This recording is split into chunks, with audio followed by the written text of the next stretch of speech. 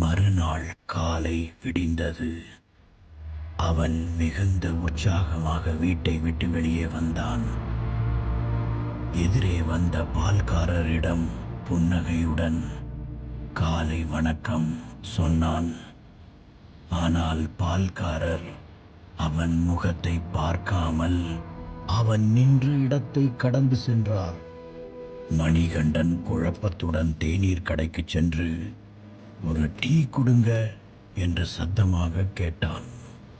கடைக்காரர் அவன் குரலை கேட்டும் கேட்காதது போல் வேறு ஒருவருக்கு டீ ஊற்றிக் கொண்டிருந்தார். மணிகண்டனுக்கு வியர்த்தது. அவன் பதற்றத்துடன் தெருவில் சென்றவர்களை வழிமறித்து பேசினான். ஆனால் எல்லோரும் அவன் உடலை ஊடுருவி பார்ப்பது போல வெற்று பார்வையால் கடந்து சென்றனர். அவன் நடுங்கும் கால்களுடன் பஞ்சாயத்து போரிடை நோக்கி ஓடினான். அங்கே தொங்கிய பட்டியலில் அவன் இரவில் எழுதிய பெயர் காணவில்லை.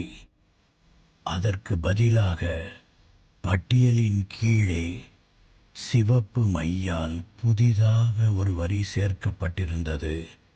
மணிகண்டன் காட்டேரி. அவன் கத்தினான், அழுதான்.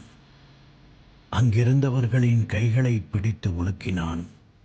நான் இங்கே இருக்கிறேன், என்னை பாருங்கள் என்று கதறினான். ஆனால் ஒருவர் கூட அவன் இருப்பதை உணரவில்லை. அவர்கள் பார்வையில் அவன் காற்றோடு காற்றாக கரைந்து விட்டான்.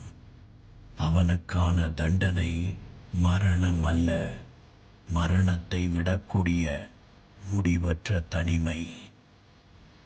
கொல்லிமலையின் பனிமூட்டத்தில் கேள்விகள் கேட்ட மற்றுமொரு மனிதன் ஊர் கணக்கில் காட்டேரியாக மாற்றப்பட்டான்.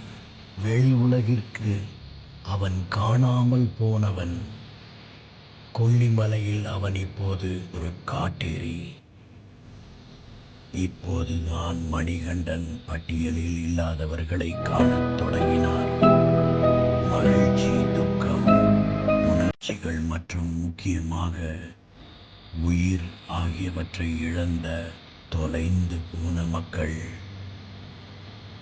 பட்டியல்தான் மறக்கப்பட்டவர்களின் கடைசி இடம்.